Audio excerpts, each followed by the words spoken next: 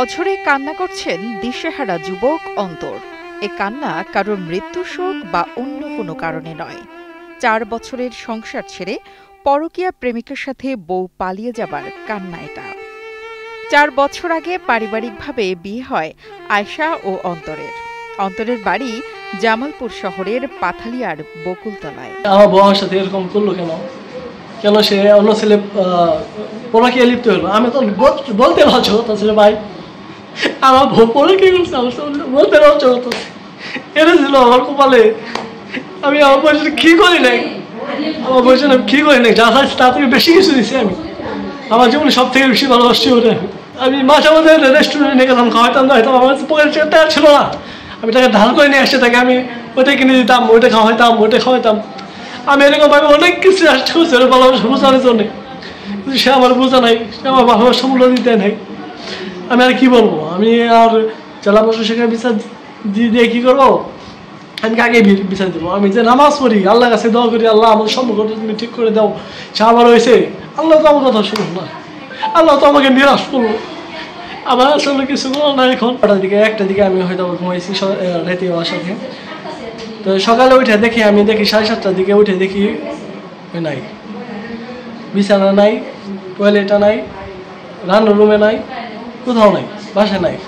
এমনকি তার যে সাথে ভ্যানিটি ব্যাগ ছিল, এমনকি তার গয়নাগাটি ছিল, এমনকি আমার বোনের গয়নাগাটি সহ আমার ক্যাশে 8 লাখের মতো টাকা ছিল।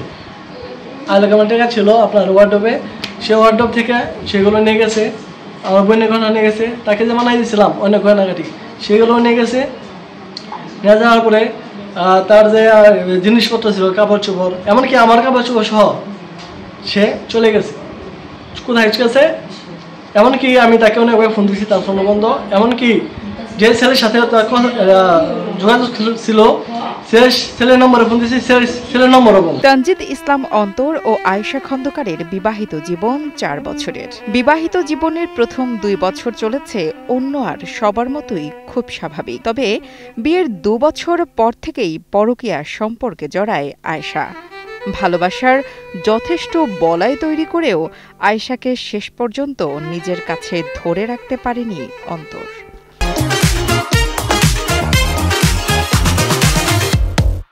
আমার ছেলের পারিবারিক ব্যাপারে আমরা বিয়ে করাইছি। 2 বছর যাবৎ ভালো আছিল।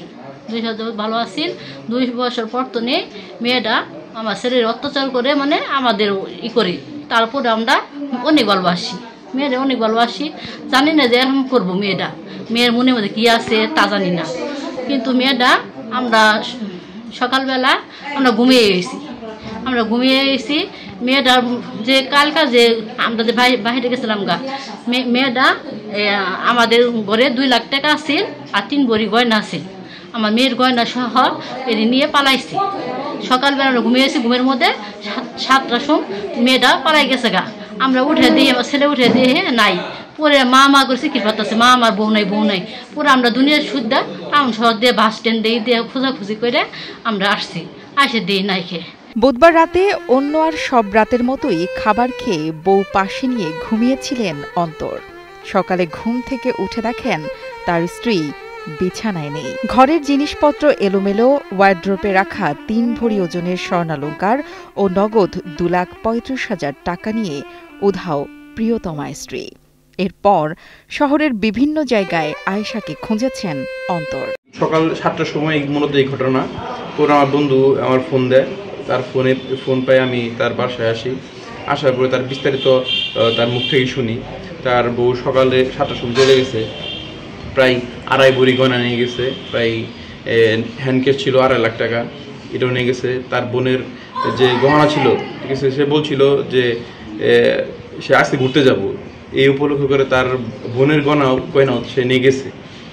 আর আমার বন্ধু মানসিকভাবে খুব বিপর্যয়ের মধ্যে আছে, মানে সে মানসিক ভারসাম্য হারায় ফেলছে, এরকম অবস্থা। তারা বোঝানোর চেষ্টা করতেছে, সে কোনোভাবে বুঝতেছে না। ঘটনার পর থেকে স্ত্রীকে ফিরে পেতে ক্রমাগত কাঁদছে অন্তর। বন্ধ রয়েছে তার স্ত্রী ও কথিত প্রেমিকের মোবাইল ফোনও। সব চেষ্টা ব্যর্থ হয়ে অভিযোগ করেছেন থানায়। এই সংক্রান্তে আমরা একটা অভিযোগ পেয়েছি এবং বিষয়টি অত্যন্ত সূক্ষ্মভাবেই, যেহেতু স্বামী স্ত্রীর বিষয়, আমরা তদন্ত করে দেখছি, তদন্ত করে যথাযথ আইনের ব্যবস্থা গ্রহণ করা হবে। কিছু বিচ্ছেদ লজ্জার, আর কিছু বেদনা ও যন্ত্রণার।